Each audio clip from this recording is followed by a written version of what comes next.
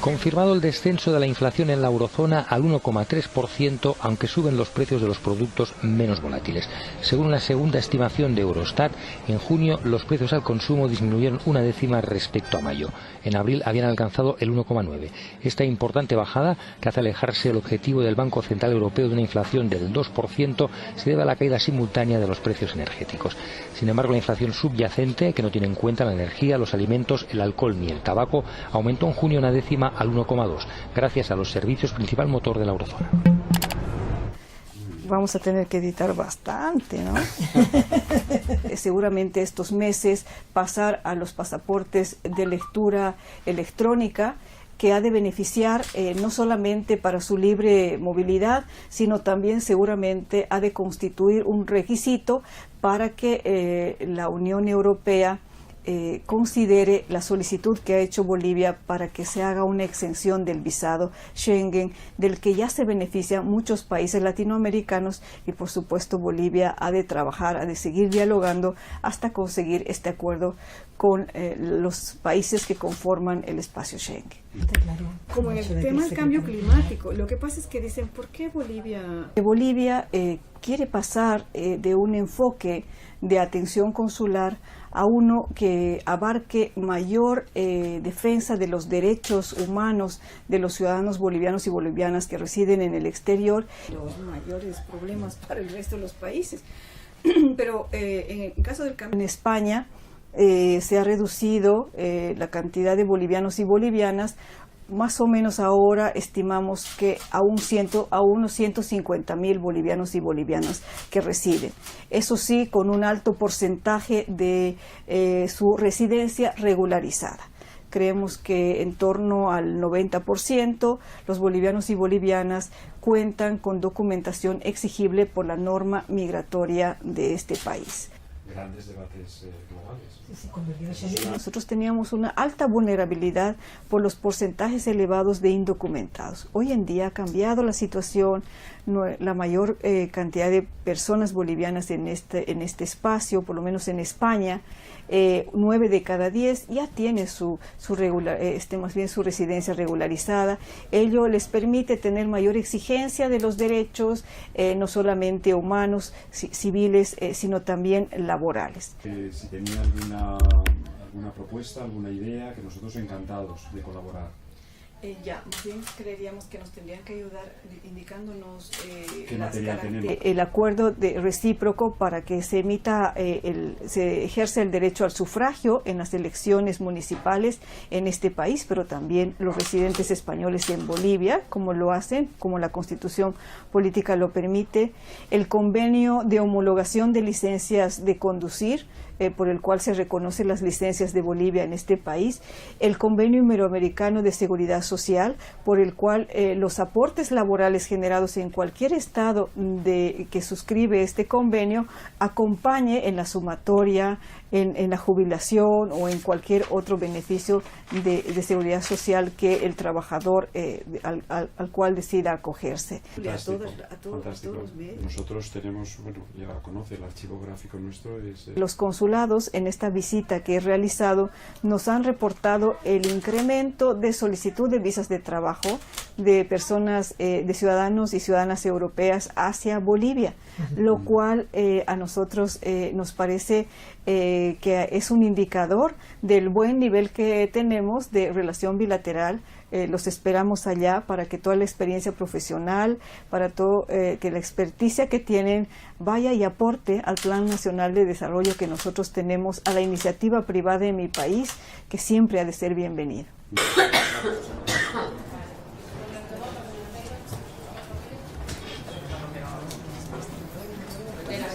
Pero antes, la popularidad de Donald Trump sigue en picada. Una encuesta del periódico The Washington Post y la cadena de televisión ABC reveló que el 36% de los estadounidenses respalda al presidente de Estados Unidos, es decir, bajó todavía más, bajó 6 puntos entre abril y julio.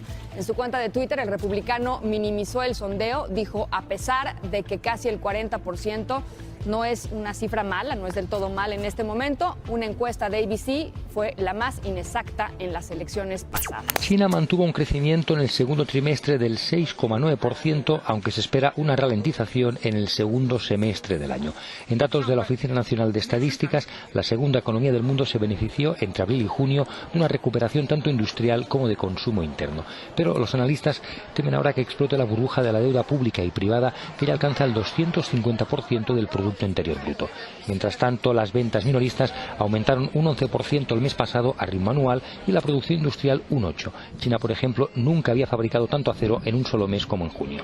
El gobierno, de todos modos, podría seguir restringiendo el crédito para evitar un calentamiento excesivo de su economía. En medio de la conferencia Los desafíos para construir democracias solidarias, que se lleva a cabo en Montevideo, el lingüista, filósofo y activista estadounidense Noam Chomsky aseguró que la crisis actual de los países latinoamericanos de gobiernos de izquierda se debe a la corrupción y a la exportación de materias primas. Desafortunadamente, ha estado acompañado de serias fallas, que ahora están amenazando con volver a las políticas desastrosas de años anteriores. Mi apuesta sobre los dos grandes problemas es la siguiente. Por un lado, la incapacidad de los líderes de izquierda para evitar la corrupción endémica en América Latina, así como en casi todo el mundo. Según el doctor octogenario, hay dos grandes problemas. Por una parte, que los partidos de izquierda no pudieron evitar la grave corrupción, y por otro lado que se han usado las riquezas de los países para enriquecer un pequeño sector de extremada riqueza e inversiones extranjeras. Por otro, el fracaso en eliminar otro problema de largo plazo que ha obstaculizado el desarrollo de América Latina, continente que tiene recursos ricos, pero que han sido usados tradicionalmente para enriquecer a un pequeño sector de la población, vinculado con los sectores más ricos y los inversores extranjeros. Así que América Latina ha estado obligada durante años, y eso ha continuado en los gobiernos de izquierda, a exportar materias primas. Además, el estadounidense alertó del grave peligro en el que se encuentra la humanidad debido a la amenaza nuclear y detalló que Corea del Norte y China han ofrecido a Estados Unidos detener su carrera armamentística a cambio de que el país norteamericano pare su amenaza militar en las fronteras con Corea del Norte. En realidad, existe otra posibilidad que es ignorada, que es aceptar la oferta de Corea del Norte para hacer exactamente lo que estamos demandando. China y Corea del Norte propusieron que Corea congele su programa nuclear y de misiles. La propuesta norcoreana se ha hecho en varias ocasiones y ha sido constantemente rechazada por Washington, hace 2 años en el último de los casos, bajo el gobierno de Barack Obama.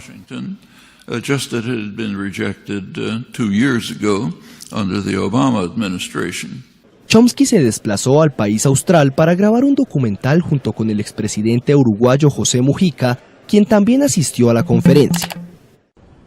El gobierno de Estados Unidos otorgará 15.000 visados H-2B para trabajadores temporales debido al daño irreparable que su ausencia podría ocasionar en empresas que dependen de los inmigrantes para funcionar durante el verano.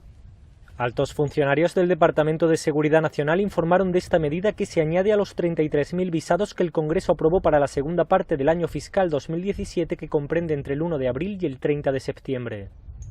Los negocios que quieren recibir visados han asegurado bajo juramento que si no cuentan con trabajadores temporales adicionales podrían verse gravemente dañados y llegar a sufrir pérdidas económicas permanentes y severas. Específicamente, los visados H-2B están destinados a trabajadores extranjeros que ocupan de manera temporal puestos de trabajo en la industria de la hostelería, en parques de atracciones, en hoteles y en grandes complejos turísticos. Para ello, las empresas que recurren a estos visados deben demostrar que no hay suficientes trabajadores estadounidenses que puedan y quieran ocupar un puesto de trabajo de manera temporal. Por medio de Sean Spicer, portavoz de la Casa Blanca, el gobierno de Donald Trump se manifestó sobre el referendo celebrado este domingo en Venezuela, que buscaba frenar la Asamblea Nacional Constituyente propuesta por Nicolás Maduro. Spicer aseguró que la significativa participación en el mencionado plebiscito es un mensaje inconfundible al Ejecutivo e instó al mandatario venezolano a cancelar el proceso constituyente y a convocar elecciones libres y justas. Según los organizadores, en la consulta del domingo, convocada por la oposición y no reconocida por el gobierno ni por el Consejo Nacional Electoral, más de 6,3 millones de personas rechazaron el proceso de la constituyente y pidieron que se convoquen nuevas elecciones y se forme un gobierno de unidad nacional. Con el fin de redoblar la presión tras el voto, la oposición venezolana convocó hoy un paro general de 24 horas para este jueves por considerar que la consulta del domingo revoca a Maduro como jefe de Estado venezolano.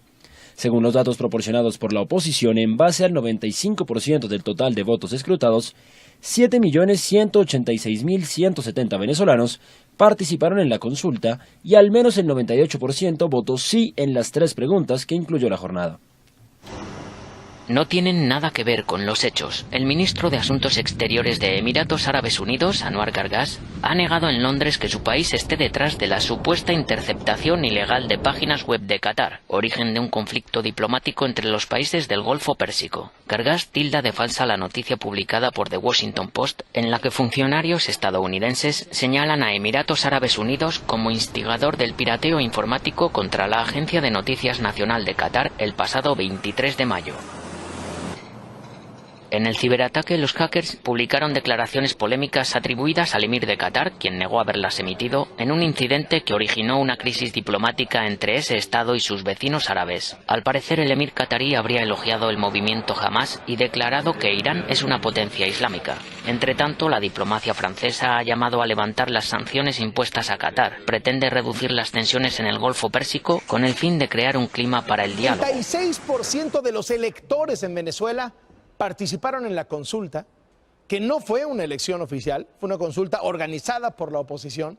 Tuvieron, de hecho, 5 veces menos casillas que una elección normal. ¿Cuál era el objetivo? Preguntarle a la gente si aprobaban o rechazaban la Asamblea Constituyente, que es el plan del presidente Nicolás Maduro para rehacer la Constitución de Venezuela.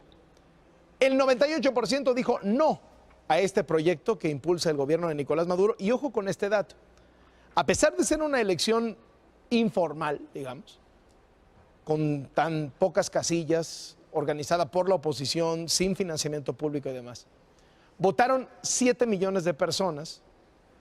Y nada más para que se dé una idea, hace 4 años, cuando Nicolás Maduro fue electo presidente, votaron por él 7 millones de personas.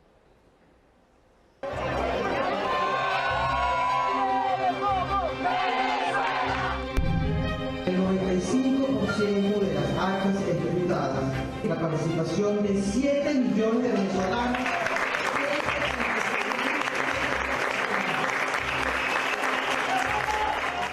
Los centros de votación tuvieron que extender su horario por las largas filas de ciudadanos que deseaban participar.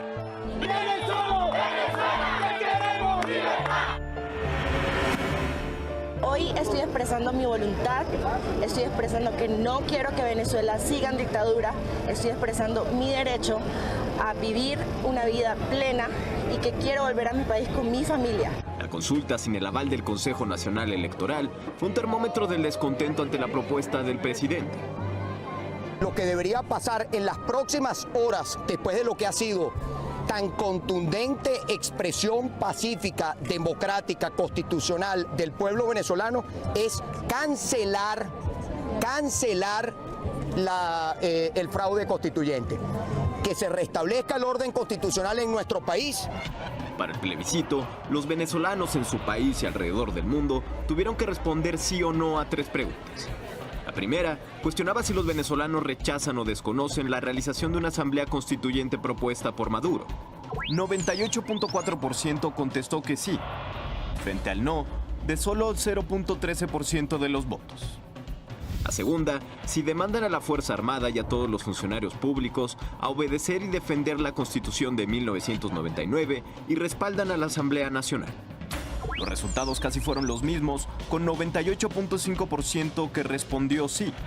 Y en la tercera, si aprueban que se proceda a la renovación de los poderes públicos de acuerdo a lo establecido en la Constitución y a la realización de elecciones libres y transparentes, así como la conformación de un gobierno de unidad nacional para restituir el orden constitucional. Y de igual forma, poco más del 98% votó afirmativamente. Leopoldo López, líder opositor recientemente liberado de prisión, votó desde su casa bajo arresto domiciliario.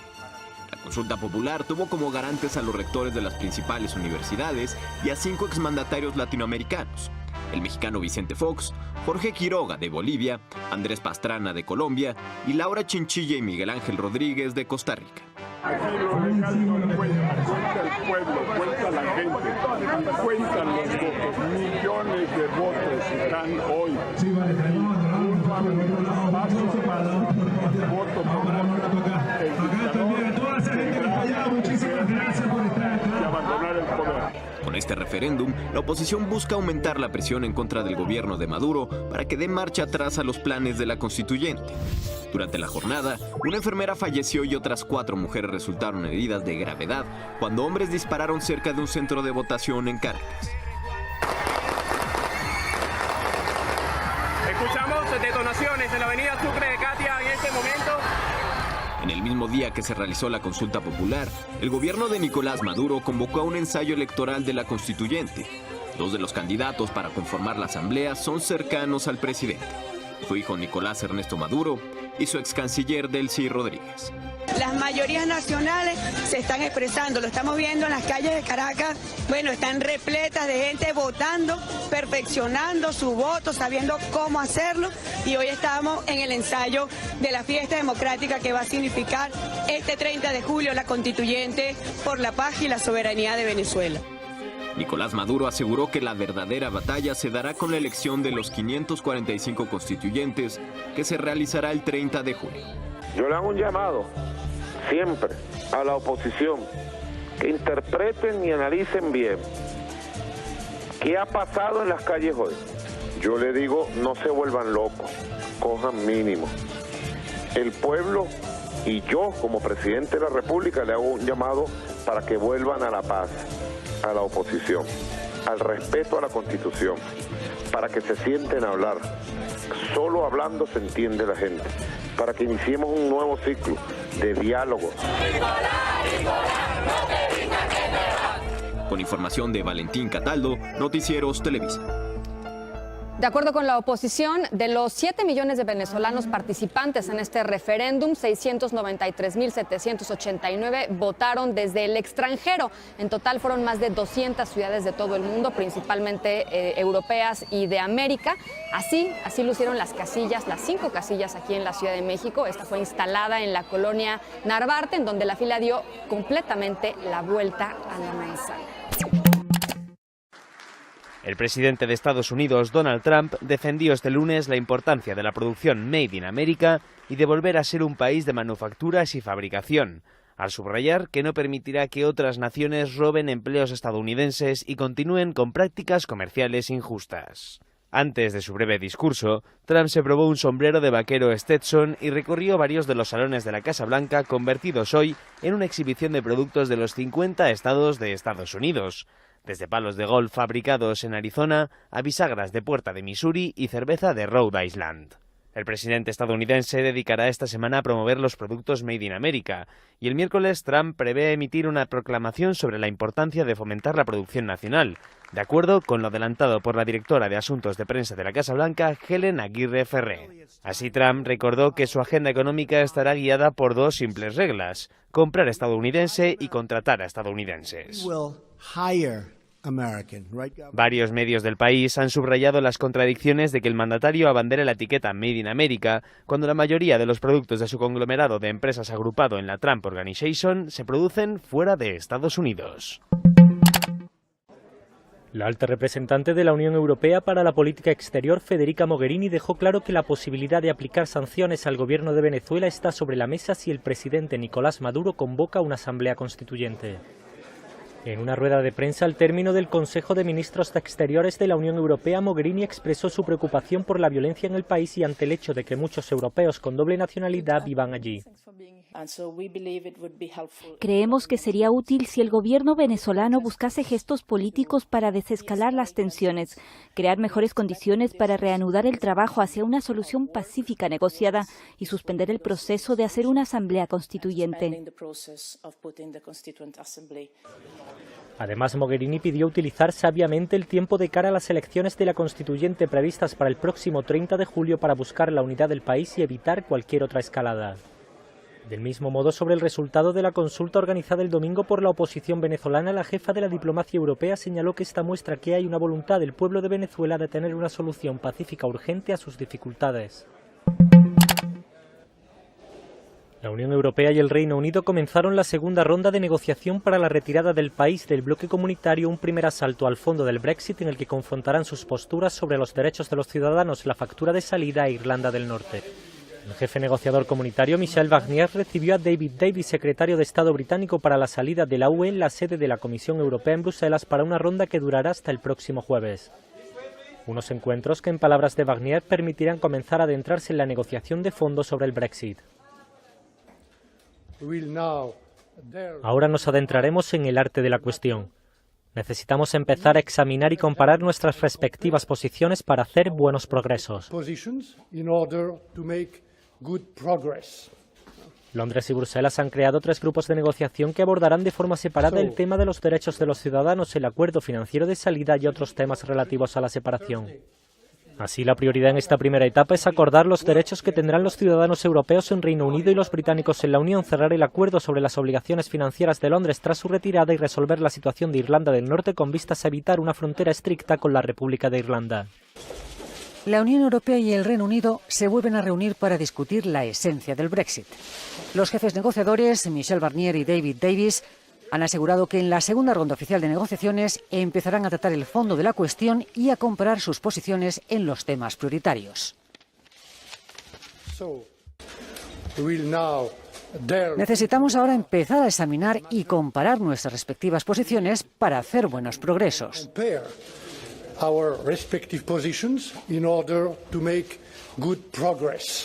Es increíblemente importante hacer progresos en las negociaciones para la salida del Reino Unido de la Unión Europea e identificar las diferencias para poder lidiar con ellas y las similitudes para poder reforzarlas. Tanto el político británico como el excomisario francés, que recibió a Davis en la sede de la Comisión Europea, han asegurado que es tiempo de ponerse a trabajar y hacer de esta una negociación exitosa. Para los partidarios de un Brexit duro no es más que una forma de ganar tiempo que permita al sector servicios prepararse para salir de la unión aduanera. Y para aquellos del gabinete más a favor de un Brexit suave, encabezados por el canciller de Hacienda, Philip Hammond, no pueden escapar del dogma primario de que de lo que se trata es de salir de la Unión Europea. El derecho de los ciudadanos y los compromisos y obligaciones presupuestarias del Reino Unido con la Unión Europea son 2 de los grandes temas prioritarios que cuentan con mayor número de divergencias. El presidente venezolano Nicolás Maduro se comparó con el dictador iraquí Saddam Hussein, ejecutado en 2006 por crímenes contra la humanidad. Lo dijo cuando se probó parte del nuevo uniforme de la Policía Nacional Bolivariana. Escuche usted.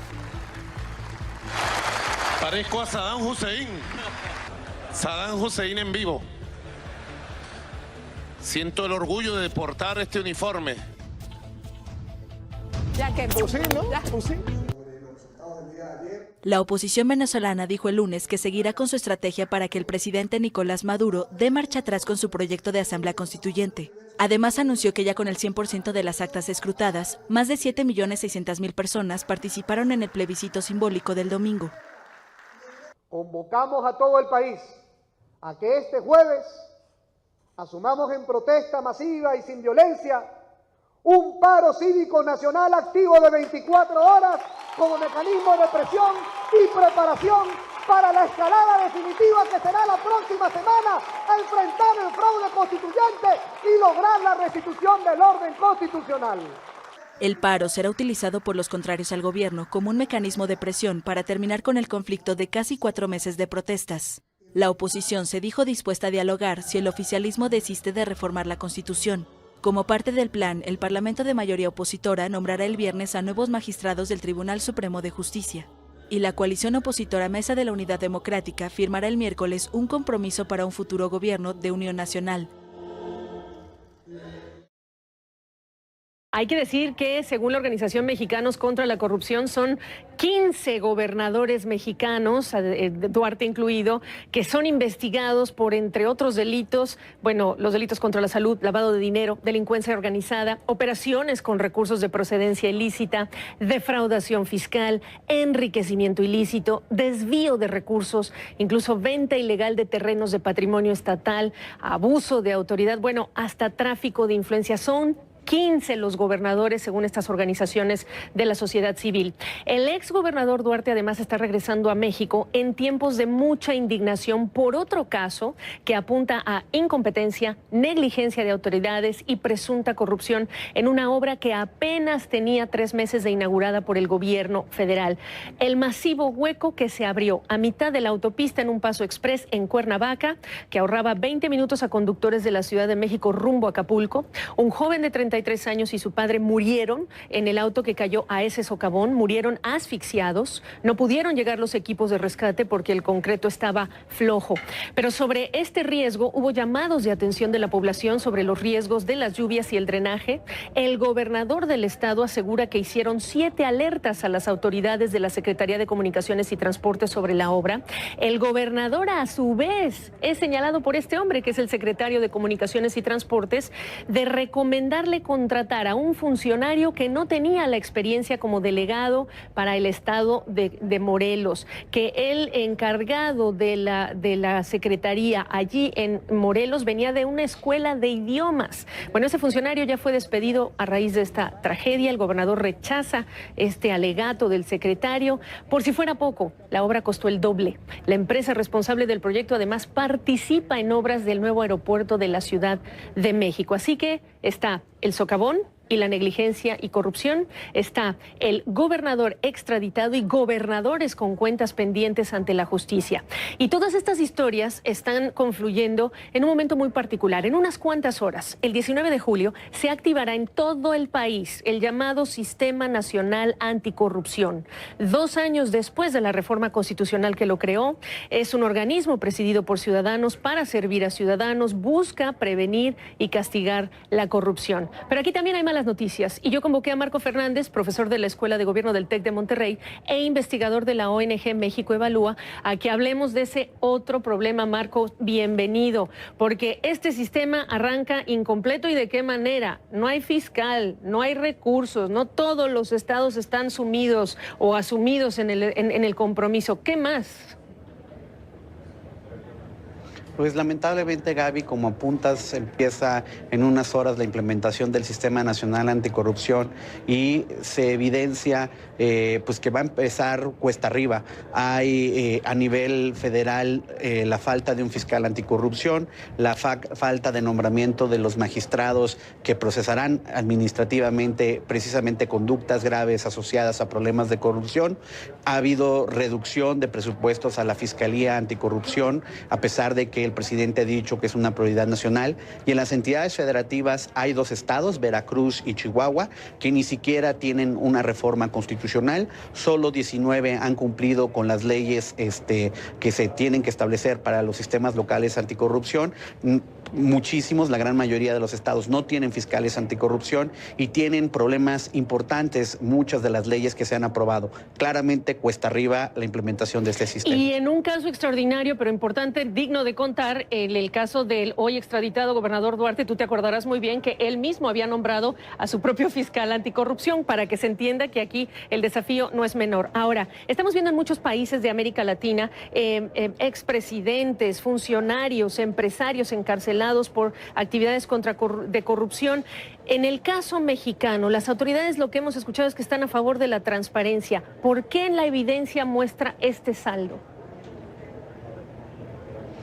Porque, por un lado, creo que hay una transparencia a medias, no ha habido una transparencia de la información gubernamental adecuada, y por el otro lado, la transparencia no garantiza la aplicación verdadera de la ley. Se ha hecho documentos públicos de distintas actitudes o delitos ligados a la corrupción y no ha habido las consecuencias. ¿Por qué? Porque, como decías hace ratito respecto al socavón, muchos de los nombramientos se hacen por conectes políticos, no por méritos y capacidades, y con ese tipo de autoridades es muy difícil implementar correctas leyes como las que se tienen que estar discutiendo para realmente prevenir y combatir con eficacia la corrupción en nuestro país. ¿A quiénes las organizaciones y los expertos como tú están apuntando? Partidos políticos, legisladores, autoridades municipales. ¿Quiénes son los responsables de que esto no esté integrado como debe estar?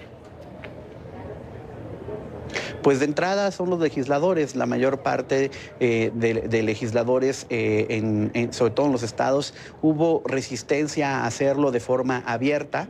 Insisto, no le han dado los recursos necesarios a sus sistemas estatales anticorrupción. Muchas de las leyes o están mal hechas o están incompletas o de plano, como en Chihuahua, por intereses políticos está detenida, está rehén la reforma anticorrupción, justo evidenciando que para los señores legisladores una cosa es el discurso de decir otra vez que la corrupción es una preocupación nacional y una prioridad, y otra cosa son las acciones para realmente empujar instituciones que prevengan y combatan la corrupción. De ahí el llamado que las distintas organizaciones de la sociedad civil y empresariales hicimos esta mañana, precisamente porque necesitamos ir por más, necesitamos realmente expresar con mucho más fuerza la indignación ciudadana para empujar esta resistencia y tener verdaderos marcos anticorrupción en el país. Ahora, es increíblemente loable lo que está haciendo la sociedad civil organizándose para hacer esta promoción de nuevas leyes, nuevos organismos que ataquen y luchen contra este flagelo de la corrupción. El propio Instituto Mexicano para la Competitividad y los gremios empresariales, la Coparmex, ya están hablando incluso de crear una Fiscalía General independiente. Marco, nace el sistema debilitado y entonces hay que volcarse a esta fiscalía. ¿Cuál es tu opinión? Bueno, diversas organizaciones de la sociedad civil hemos estado precisamente de tiempo atrás empujando la necesidad de una reforma constitucional para crear una verdadera Fiscalía General que garantice una buena justicia en el país y que garantice para el fiscal anticorrupción la independencia necesarias y los recursos necesarios para que a partir de nombramientos basados en el mérito y no en los conectes, como pasa en comunicaciones, y ahí están las consecuencias de tener puros cuates en esos puestos. En el caso de la Fiscalía, cambiar con ese tipo de dinámicas y tener una verdadera Fiscalía que empuje a las investigaciones contra la corrupción. Porque además aquí estamos tocando el esfuerzo de la sociedad civil y no hemos entrado al tema de la impunidad, ¿eh? O sea, aquí es un esfuerzo que después acompaña a un delito que puede ser investigado y el tema de la impunidad, que es el otro gran flagelo.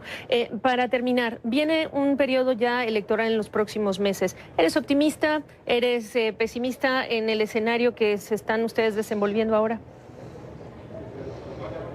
La verdad lo veo cuesta arriba, pero como comentábamos en otra ocasión, la resignación lamentosa no es opción. Creo que sin duda alguna necesitamos como ciudadanía ser mucho más enfáticos en elevar el costo político de la inacción de los distintos legisladores, de las distintas fuerzas políticas, cuando se quieren hacer guaje, como está ocurriendo hasta en estos momentos en diversas entidades del país. Porque hasta ahorita, como lo vimos en las elecciones pasadas, no queda claro que haya un costo electoral a actos de corrupción. Hay gente que se sale con la suya, como en Coahuila o el Estado de México, y esta situación no puede continuar para nuestro país. Entiendo. Marco Fernández, un gusto saludarte y gracias. La situación en Venezuela, estamos estableciendo contacto telefónico con la diputada de la Asamblea Nacional por el Estado de Miranda, Manuela Bolívar, a quien mucho agradecemos que nos tome la llamada. Diputada, ¿cómo le va? Muy buenos días.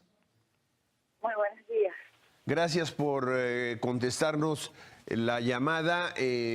Bueno, pues ahí están estos dos ejercicios. Por una parte, la consulta convocada por la oposición y por el otro lado, el ensayo de votación para la Asamblea Constituyente. ¿Cómo es la situación, diputada, entre estas dos posiciones ya tan confrontadas, tan enfrentadas ya entre sí? Bueno, yo creo que primero aquí hay que rescatar que en Venezuela ayer se llevó un proceso inédito en términos, digamos, hasta civiles. O sea, el proceso de elección de consulta que se llevó el día de ayer no contó con el respaldo del órgano electoral en términos, digamos, de que al final este órgano hoy le secuestra la posibilidad del voto a millones de venezolanos. razón por la cual desde la Asamblea Nacional y con respaldo de la Fiscalía General de la República, pues se le da el aval y la autorización a la realización de este proceso de consulta. Este proceso de consulta se materializa gracias al apoyo de rectores de universidades, de sociedad civil, de organizaciones no gubernamentales y a su vez de la Unidad Democrática, que es la coalición de partidos de oposición. Este proceso hoy tuvo más de 7 millones 200 personas que participaron y todavía faltan un 5% por escrutar, es decir, que podríamos estar llegando a más de 7,5 millones de electores. Y esto no hay que verlo solo simplemente como la lectura de los que están en contra del gobierno, sino también los que están dispuestos a mantener una batalla firme, digamos no batalla, pero una actitud y una protesta firme hasta materializar un objetivo que es la salida política de esta crisis que estamos viviendo. En términos de que esta elección se vendió y se vende, y su naturaleza era un acto de desobediencia civil, la cual está inclusive estipulada dentro de nuestra propia Constitución ante unas autoridades, bien sea el gobierno, el Ejecutivo, como el Tribunal Supremo de Justicia, quienes están violentando continuamente los derechos de los venezolanos. Todo eso lo digo porque no es una mera elección. Sin lugar a duda, el gobierno ayer planteó y instaló los puntos de la constituyente. ¿Y qué se encontró? Que los puntos soberanos, que eran los puntos nuestros, tenían mayor afluencia. No hablamos solo de mayor afluencia, sino que algunos puntos incluso el gobierno no tenían absolutamente a nadie, incluso imágenes que proyectó el ministro Villegas, incluso eran fotos de nuestros propios puntos. Entonces, bueno, yo creo que el gobierno tiene hoy más claro que a nadie, que uno, que no cuenta con nadie, y dos, que tiene 7,5 millones de personas dispuestas a mantenerse en actitud de desobediencia civil hasta materializar los 4 objetivos que tienen, digamos, este movimiento desde hace más de 100 días, el cual es elecciones generales, 2, apertura de un canal humanitario que permita entrar medicinas y alimentos, y liberación de los presos políticos y respeto a la Asamblea Nacional. Dígame una cosa, diputada, de estos 7,5 millones de participantes en esta consulta, y que bien nos dice usted que podrían llegar a 8, ¿cuántos significan en relación con el total de electores potenciales en Venezuela? Bueno, sí, evidentemente, si pones el REV tiene más de 17 millones, 17 millones de electores, o sea, pero creo que la lectura no puede ser solo como si esto se representara una elección, porque aquí en el fondo esto es una masa dispuesta y organizada, un grupo de personas dispuestas y organizadas para mantener su protesta activa. ¿Me explico? O sea, porque aunque se consultó y aunque el mundo hoy sabe, mira, con Maduro se lo eligió con 7,5 millones, un poquito menos. Si nosotros superamos 7,500,000, esto representa hoy un revocatorio. ¿Me explico? O sea, yo creo que hoy le queda claro al gobierno de que no tiene gente, pero adicional a eso, de que hay un grupo enorme de la sociedad venezolana que va a mantener su actitud en protesta pacífica constitucional, pero pero firme ante el objetivo de poder brindar una salida política electoral, porque aquí además hay que decir otra cosa. Ayer también quedó demostrado dónde está la violencia. La violencia hoy la genera el Estado cada vez que reprime. La violencia hoy la genera el gobierno. Ayer, por ejemplo, tú hablabas de la situación, o lo referías en el noticiero, de lo que ocurrió en Katia. Mira, ayer había la cooperación de colectivos que son grupos paramilitares, Policía Nacional y SEBIN, que es la policía política. Estaban totalmente secuestrando una iglesia donde estaba el cardenal Uroso Sabino. Entonces, ahí vemos nuevamente cómo al final es una política de miedo. Pero ¿qué sucedió ahí en Katia? En Katia, durante muchos años, era el corazón de la revolución. Katia, incluso Chávez decía que ahí estaba el punto pivote más importante de la revolución chavista. ¿Y qué sucedió ayer? Estaba, pese a colectivos, pese a policía, habían más de 500 personas en este punto de votación, que incluso superaban al que estaba a una cuadra, que era el del gobierno. Entonces, esa política de generar miedo era para quebrar, para, digamos, paralizar. ¿Y qué sucedió? Que al final la gente votó. Entonces, yo creo que, repito, o sea, en efecto, es una medida en un número importante. Sí, hoy Maduro está revocado. Y entiendo a la comunidad internacional y de verdad agradezco al gobierno mexicano por el reconocimiento de esta consulta, porque reiteramos, aquí la autoridad electoral secuestró la posibilidad de votar a los venezolanos, cuando no autorizó ni el referéndum revocatorio ni las regionales. Dígame una cosa, Pero diputada. también entiende. Una última cosa, diputada. Nos dice que en la organización de esta consulta no participa la autoridad electoral. ¿Cómo se organizaron? ¿Cómo convocaron a participar? ¿Cómo integraron las mesas de votación? ¿Y cómo y con quiénes realizaron el conteo de los votantes? Bueno, aquí en la Asamblea Nacional primero hay que decir que la consulta fue solicitada al órgano electoral y el órgano electoral la negó. Es decir, fue solicitada tanto por la unidad como por la Fiscalía General de la República. Ante esto, digamos, la Constitución plantea que cuando se plantea una constituyente, lo primero que tú tienes que hacer es consultarle al pueblo. Entonces, como la negó y no la habilitó el órgano electoral, cosa que es inconstitucional, y en nuestro deber de mantener el hilo constitucional, pues asumimos la tarea de llevar a cabo esta consulta al pueblo venezolano. Se le planteó a las autoridades de las universidades venezolanas que lideraran este proceso técnicamente y de esta forma asegurar una veeduría que no estuviese en las manos de la unidad, un poco para fortalecer, digamos, la transparencia y apegar el proceso a la ley venezolana, a la ley electoral. Luego, en otros términos, también se involucraron organizaciones no gubernamentales, nacionales e internacionales. O sea, por ejemplo, ayer contamos con visitas de observadores internacionales que durante todo el proceso visitaron cada uno de los centros, vieron el proceso de escrutinio, estuvieron viajantes también viendo el tema de la preparación. Ojo, aquí hay que acotar que en Venezuela nosotros hemos vivido procesos electorales bastante numerosos, ¿no? Y esto lleva a que la sociedad civil, por ejemplo, a nivel de la comunidad, una urbanización o un sector, pues ya hay líderes comunitarios que ya saben ser coordinadores de un centro, ya tienes una designación de miembros de mesa, ya tienes roles de testigos. Hay que recordar que esto no fue un proceso como el que lleva el CNE, porque no montamos el número de centros de votación tal y como lo estipula, como lo tiene el centro, porque en efecto económicamente era inviable y digamos, o sea, nosotros lo montamos expedito en 2 semanas. Entonces se agruparon en un número menor de centros, pero eso permitió usar el grupo, digamos, de voluntarios, de testigos, de miembros de mesas que hemos usado en elecciones anteriores,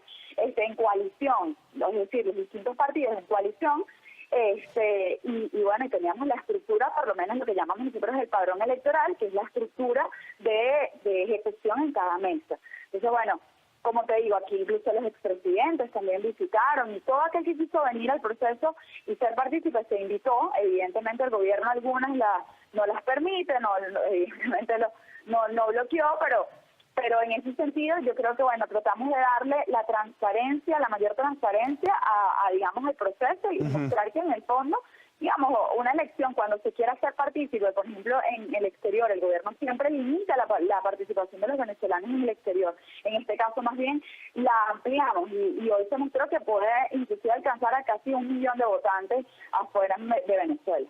Muy bien, diputada Manuela Bolívar, pues muchísimos le agradecemos el que haya tomado nuestra llamada.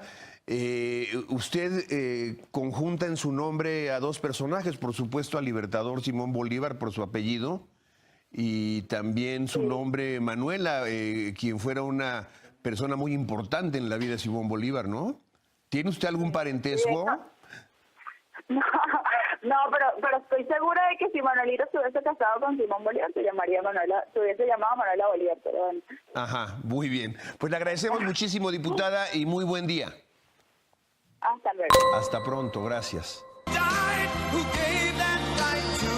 El presidente de Estados Unidos, Donald Trump, amenazó el lunes a Caracas con medidas económicas si Nicolás Maduro sigue adelante con su proyecto de reformar la Constitución. A través de un comunicado, el mandatario estadounidense advirtió que si el régimen de Maduro impone su asamblea constituyente el 30 de julio, Estados Unidos tomará rápidas y fuertes medidas económicas. Además, Trump afirmó que su país no se quedará pasivo mientras Venezuela se desmorona.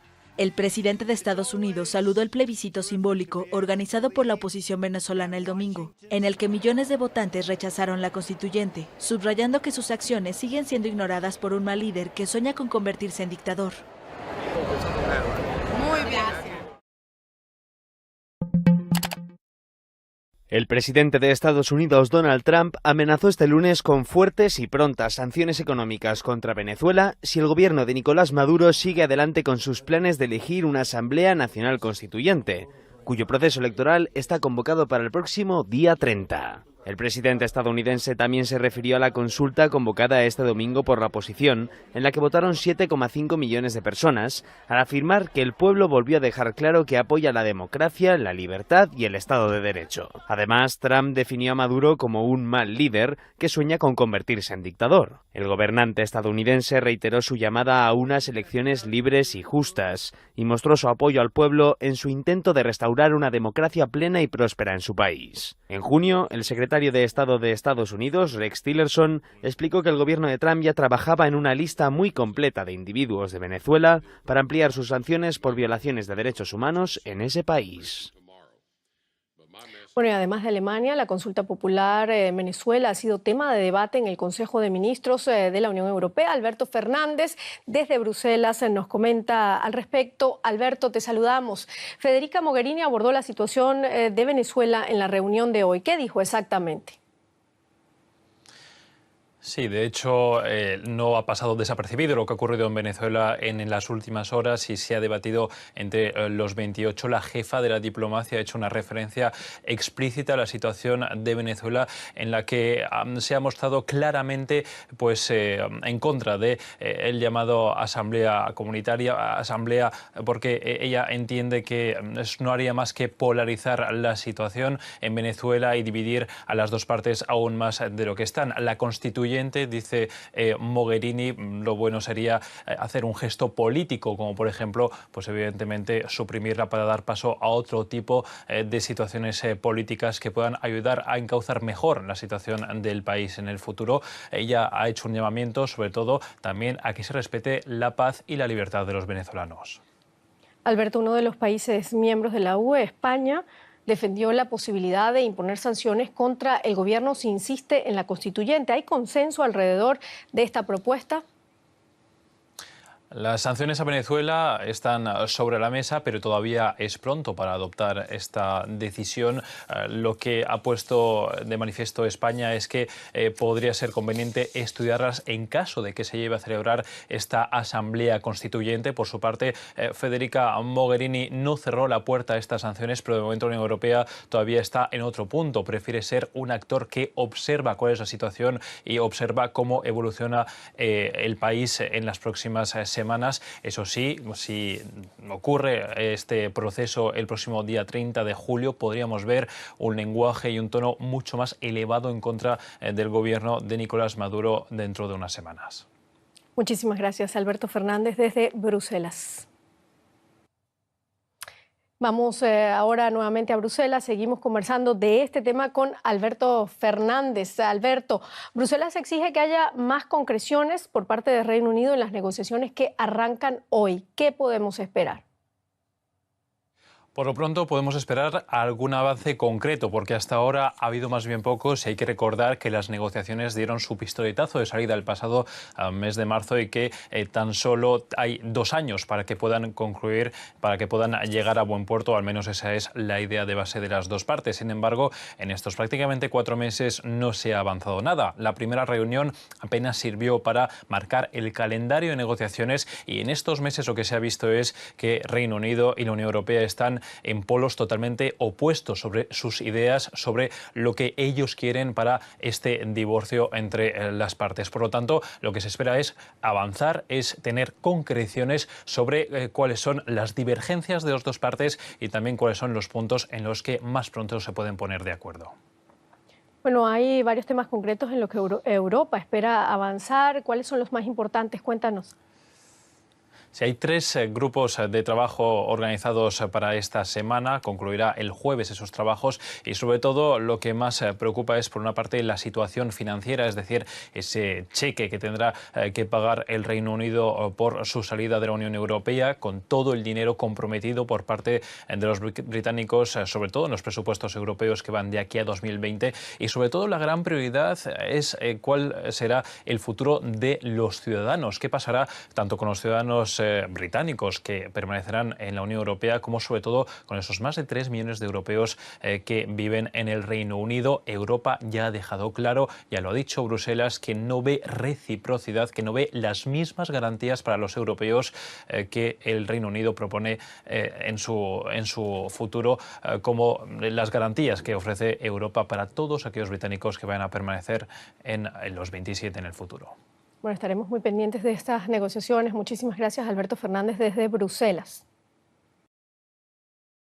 El ministro de Relaciones Exteriores de Venezuela declaró persona non grata a Vicente Fox, expresidente de México. En 6 tuits, el canciller Samuel Moncada aseguró que el expresidente mexicano abusó de la hospitalidad del pueblo venezolano y que llegó pagado para promover la violencia y la intervención de potencias extranjeras. Además, dijo que Vicente Fox quiso provocar a las autoridades mediante un circo mediático que pretendía servir a los viles intereses que lo contrataron.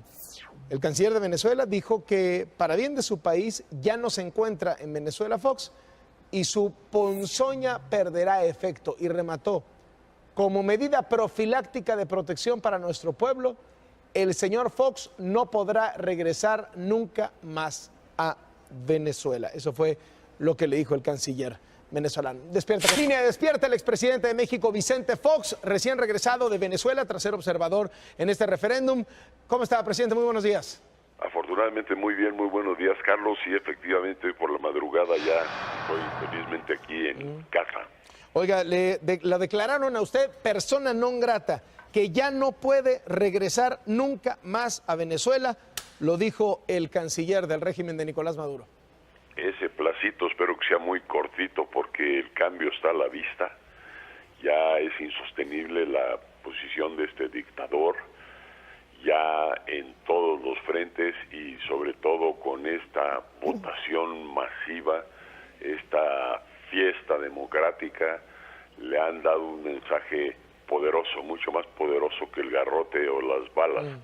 Me encontré un Venezuela que da tristeza, muchos barrios y muchas áreas muy, pero muy deteriorado toda su infraestructura y construcción. ¿Cuánto cree que va a durar Maduro?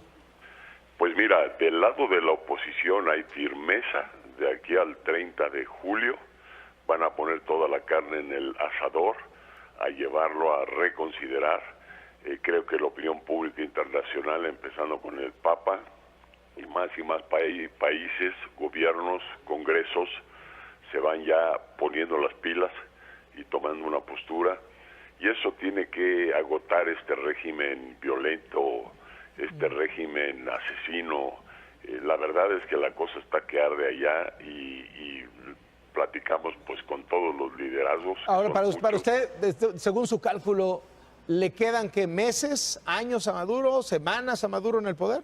Pues mira, ¿No termina el año? ¿Okay? Paso a paso, voto a voto. Lo primero es, no se va a aceptar que realice el constituyente este día 30. Eso está firme en la oposición. Desgraciadamente, la terquedad de este hombre puede llevar eso a una violencia muy por encima de lo que hemos visto hasta ahora, más muerte, salvaje. Pero yo veo una determinación total cuando se quiere a tu patria, cuando tu casa está siendo destruida, cuando no hay empleos, cuando no hay alimentos, pues la gente está, y son jóvenes todos ellos, milenios, decididos a que este hombre se salga de ahí. O la única posible salida por ahí que se ve es que aparecieran a unos 3 países de alta calidad moral como garantes de que venga un alto al fuego, de que se cumplan determinadas condiciones como liberación inmediata de presos políticos, como la apertura para la asistencia humanitaria, y como la convocatoria ya una elección general para determinar un nuevo gobierno. Expresidente. Estas condiciones garantizadas por países o líderes de alta talla moral puede hacer pues un alto al fuego para resolver las cosas. De no ser así, esto sigue adelante. Expresidente, buenos días. El presidente Maduro, a través del canciller Moncada, dice que, bueno, lo declararon persona non grata como medida profiláctica. Ese fue el término que utilizó. ¿Qué le responde al presidente Maduro? Pues mira, que son los estertores, son los últimos pataleos de esta gente.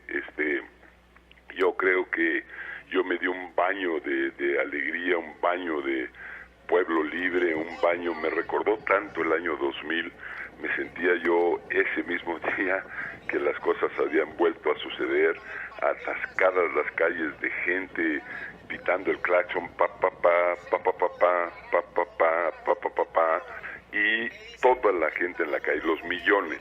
Es formidable la fiesta democrática, y eso va a triunfar necesariamente. Sí, la presión del exterior, como lo decía allí, porque casi hasta mitin me treparon al estrado allí al templete a hablar, le decía yo que la presión exterior es indispensable. Oye, estos tres países de los que hablando de presión exterior, ¿se imagina a México como uno de esos tres o no pues da la talla? Yo querría mucho, me parece que para México sería formidable lo que ya ha hecho en otras ocasiones, el dar la cara, el tomar una postura, el defender vidas, el defender... Pero no sé si están las condiciones, ¿no? En términos de prestigio internacional y por el hecho de que México pues ha estado del lado de la oposición, claramente, como para mediar, no sé si le den las credenciales. El prestigio internacional yo lo cuestiono, México está sólido en Latinoamérica, es líder y es líder fuerte. Todo el mundo sabe de nuestro problema, nuestros dos problemas, nuestro problema de corrupción y nuestro problema de violencia en las calles, la droga. Todo el mundo entiende, porque además todo el mundo padece la misma situación. No hay tal que Colombia hoy sea un santuario o un lugar pacífico. Allí la tasa de mortalidad es como 50% más alta que la tasa de mortalidad aquí en México, en todos lados. Entonces sí, que México sea uno de esos tres, ¿le gustaría a usted? Pues sí, me gustaría mucho ver a mi país que tomara postura en temas tan esto, porque si no, el día de mañana nos vamos a arrepentir de no haber hecho lo que teníamos que hacer hoy, y esto tiene que resolverse porque México en el futuro puede tener una situación similar. Estos mesías, estos falsos profetas, estos engañabobos aparecen por todos lados con soluciones mágicas, engañan al pueblo, a la gente, y se trepan al poder por la vía democrática y luego se quitan la piel de oveja y resultan verdaderos lobos con genes violentos, con genes autoritarios. Mira, recuerda a Chávez, era un López Obrador en su tiempo, haciendo una batalla democrática con argumentos democráticos, y ven lo que resultó la fiesta. Y en 10 años han destruido una nación, los dos, Chávez y Maduro, han hecho pedazos la economía. Es triste, tristísimo aquello, no hay estabilidad, no hay moneda, la inflación es rampante. Yo sí quiero una alerta al pueblo de México y a toda América Latina. Esto tiene que terminar, si hay caminos al desarrollo, sí hay que ser pacientes, hay que trabajar duro. No son los presidentes los que nos dan el desarrollo o nos quitan el desarrollo, no son los presidentes los que nos dan la paz y la tranquilidad o nos la quitan, es todos unidos en una causa como está Venezuela en este momento. Qué maravilloso espectáculo y ejemplo nos dieron estas gentes. Y diferente al Medio Oriente, que vino aquella primavera democratizadora hace no mucho, lo que aquí sí hay es líderes para tomar la batuta, muchos, los Pintori, los Leopoldo López, los Capriles, Machado, los Capriles, los tantos y tantos que están. Vamos a seguir observando ahí la realidad venezolana y le agradecemos muchísimo estos minutos. Se nos acaba el tiempo, expresidente. Ándale, Carlos, que te vaya muy bien, mucha suerte. El expresidente de México, Vicente Fox, ¿qué tenemos contigo? Varios artículos de la Constitución de Venezuela avalan el plebiscito realizado por la oposición este domingo, sobre todo uno, el artículo 70, que establece diversos medios de participación política y protagonismo del pueblo en ejercicio de su soberanía. Entre ellos, y este es el caso, la consulta popular. La oposición venezolana tuvo cerca de 15 días para organizarse dentro y fuera de Venezuela de cara a esta jornada del domingo, sin contar con recursos económicos asignados por parte del Estado.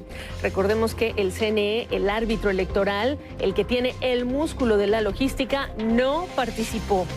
La consulta popular se realizó en 2020 centros de votación llamados puntos soberanos, 667 de ellos en más de 600 ciudades alrededor del mundo. En comparación, para las elecciones parlamentarias de 2015 organizadas por el Consejo Nacional Electoral, los venezolanos pudieron votar en 14.515 centros, es decir, 7 veces más de los habilitados por la oposición para la consulta de hace unas horas del domingo. El resultado del domingo, más de 7.600.000 venezolanos que participaron en esta consulta. Y desde que fue anunciada, el gobierno de Nicolás Maduro desestimó la validez jurídica de esta consulta popular, y esto lo reiteró además la presidenta del Consejo Nacional Electoral, Tibisay Lucena, mientras transcurría la jornada del domingo.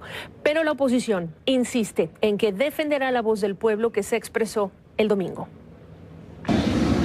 Lo importante aquí, repito de nuevo, lo importante aquí es que de esa actividad política, de esa actividad para la agitación política, ese ejercicio también de la democracia en paz, en tranquilidad, que eso no genere falsas expectativas y no genere violencia. Que con los votos que hoy manifestó el pueblo venezolano, matemáticamente Nicolás Maduro está revocado el día de hoy. Ese era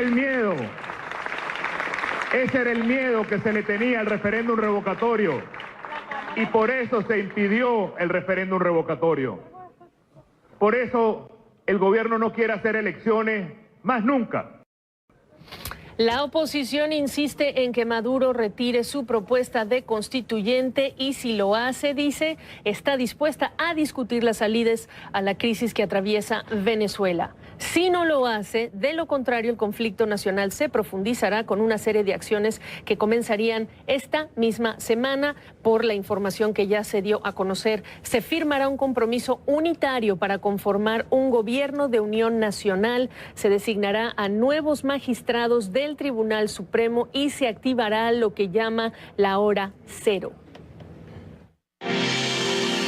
Convocamos a todo el país a que este jueves asumamos en protesta masiva y sin violencia un paro cívico nacional activo de 24 horas como mecanismo de presión y preparación para la escalada definitiva que será la próxima semana, enfrentar el fraude constituyente y lograr la restitución del orden constitucional.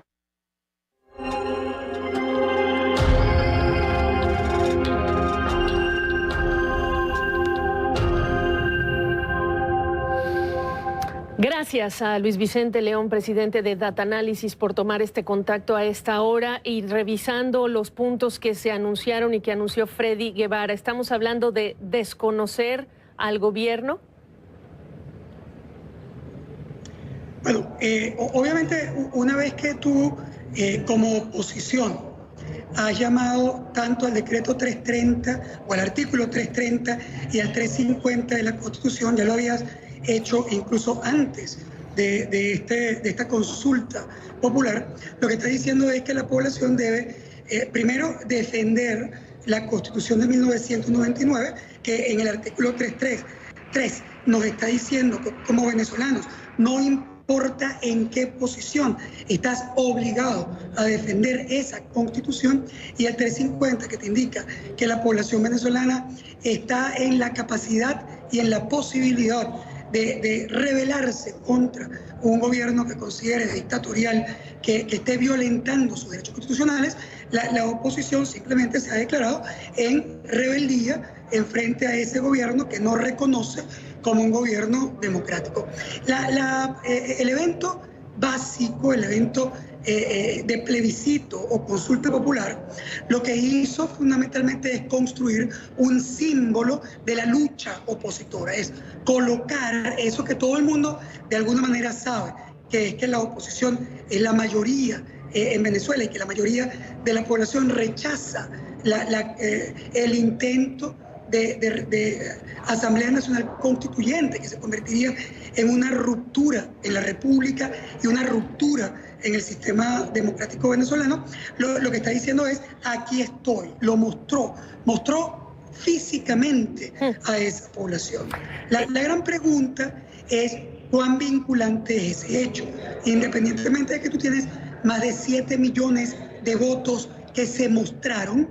El tema o la gran pregunta es: ¿y ahora qué? ¿Cómo conviertes esos votos que hubo en esa elección en algo concreto que pare al gobierno y le obligue probablemente a una negociación política que te lleve a una reinstitucionalización del país y a una búsqueda de algo en principio pacífico que rescate los equilibrios en Venezuela? Dice y decía ayer Tibisay Lucena que se generan falsas expectativas. ¿Anticipas algún cambio de posición por parte del gobierno de Nicolás Maduro en vista precisamente de este pedido, que se respete precisamente el monto de votos, la participación dentro y fuera de Venezuela del domingo? El gobierno de Venezuela sabe perfectamente que no es mayoría y de hecho lo sabe tanto que ha impedido que haya un proceso electoral, incluso el regional, que estaba establecido en la Constitución del 99, que está plenamente vigente, porque sabe que perdería esa elección. De manera que él no se enteró de que está en minoría en ese evento de ayer. Es decir, él simplemente está buscando los mecanismos para tratar de mantenerse en poder, incluso siendo minoría, y trata de buscar una Asamblea Nacional Constituyente que se convierta en una especie de soviet supremo que le permita de alguna manera minimizar las instituciones que están en contra del Estado e incluso cambiar la Constitución para impedir que le obligue a medirse universal, directa y secretamente en elecciones en el futuro. Ahora, esto va a depender mucho de cómo la oposición convierta esos más de 7 millones de votos en una acción concreta. Aun cuando los abogados pueden decir que este tema es legal, vinculante, el tema concreto es cuán fuerte es la oposición para presionar que un gobierno que sabe todo eso y no está dispuesto a sacrificarse, y no está dispuesto a sacrificar su constituyente, en realidad está en capacidad de salir y de convertirse en una fuerza lo suficientemente sólida para obligar al gobierno a una negociación. Eso está por verse. Dos preguntas más. Dices, ¿cuánto y qué puede hacer? El qué sigue es la gran pregunta dentro y fuera de Venezuela. ¿Qué tanto músculo le ves a ese paro del jueves? ¿Hasta cuánto puede acompañar el venezolano común estas movilizaciones en función de las convocatorias que escuchamos de Freddy Guevara? El gran reto de la oposición es convertir esos más de 7 millones de votos en más de 7 millones de personas que están activamente en calle defendiendo sus derechos y defendiendo básicamente la democracia.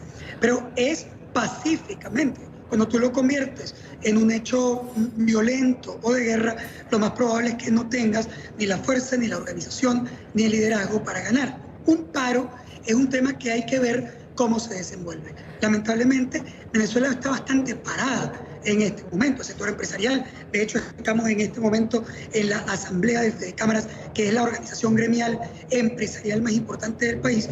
Y la gran discusión es que las empresas están en una situación realmente dramática frente a la ausencia de divisas, de materias primas, que la ausencia de productos es evidente, la pérdida de poder adquisitivo en Venezuela es gigante. E ir a un paro, pues bueno, puede ser simbólicamente interesante, pero siendo sincero, Venezuela, digamos, productiva, en este momento está muy concentrada en la actividad petrolera que el Estado controla. Es un poco extraño imaginarse que un paro en el cual no participe la actividad petrolera venezolana pueda realmente poner en aprietos a ese gobierno. Entiendo que la oposición está buscando ese mecanismo, pero es un mecanismo complejo que solo veremos en resultados el jueves que viene. ¿Cómo debe capitalizar, Luis Vicente León, cómo debe capitalizar la comunidad internacional? ¿Cómo acompañarlo esta votación, esos más de 7,6 millones de votos? Escuchamos reacciones de expresidentes que llegaron a Venezuela como observadores, de otros gobiernos de Alemania, España y Canadá que se han pronunciado. ¿De qué manera ves acompañando también a la comunidad internacional en el contexto que estamos viviendo y de cara a esa constituyente, por cierto? Es realmente excelente que la comunidad internacional esté muy interesada en lo que ocurre en Venezuela. Y hay un cambio fundamental. Todo el mundo está mirando lo que ocurre aquí, lo cual por supuesto es muy importante para evitar que hayan excesos de cualquier parte, que haya una radicalización y de alguna manera presiona a la búsqueda de soluciones. Yo creo que lo más importante que puede hacer la comunidad internacional es presionar, ayudar, contribuir a que en Venezuela se produzca lo único que puede resolver el problema, que es una negociación inteligente, una negociación pacífica entre las partes que rescate o reinstitucionalice el país y que permita una integración de todas las partes para buscar una solución. Cuando tú te planteas un conflicto existencial, existes tú o existe yo, eso solo te lleva básicamente a una guerra civil o a una estrategia absolutamente demoledora que no puede ser exitosa, no importa de qué lado esté la fuerza en este momento. Negociación es la palabra para Venezuela. Muchas gracias por habernos acompañado esta tarde en tu apretadísima agenda, como siempre, de actividades desde Maracaibo, en esta ocasión en ese evento de Fede Cámaras, Luis Vicente León. Gracias. Gracias a ti.